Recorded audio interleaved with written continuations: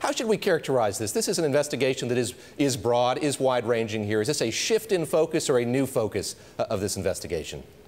Right, David. There are a lot of tentacles to this probe, but this is becoming a one that's really central to the federal investigation. And as we also reported yesterday, it's something that congressional investigators are looking at a lot more closely. How was social media manipulated?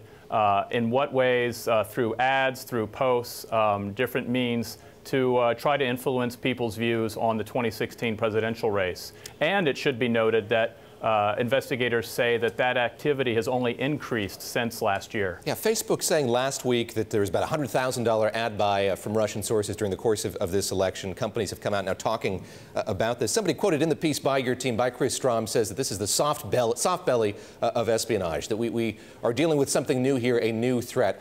What at this point do we know about how this is being deployed by foreign governments? Well, the reason that people see it as a soft underbelly is because, in the past, intelligence agencies or governments could attack other governments by trying to steal secrets, break into, classified computer systems and things like that.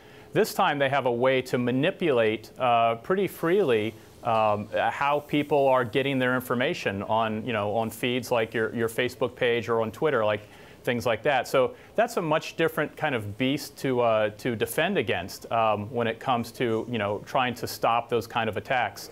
Facebook has come out and they've started to release some information about what they've found.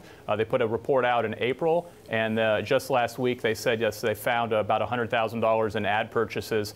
But many analysts think that that's really just the tip of the iceberg, and there's a lot of demands and expectations that social media companies will have to be more forthcoming about what they saw happening last year and how that's continued to evolve. What we see in this Bloomberg exclusive is a lot of interest from members of the Senate Intelligence Committee, from lawmakers into this issue.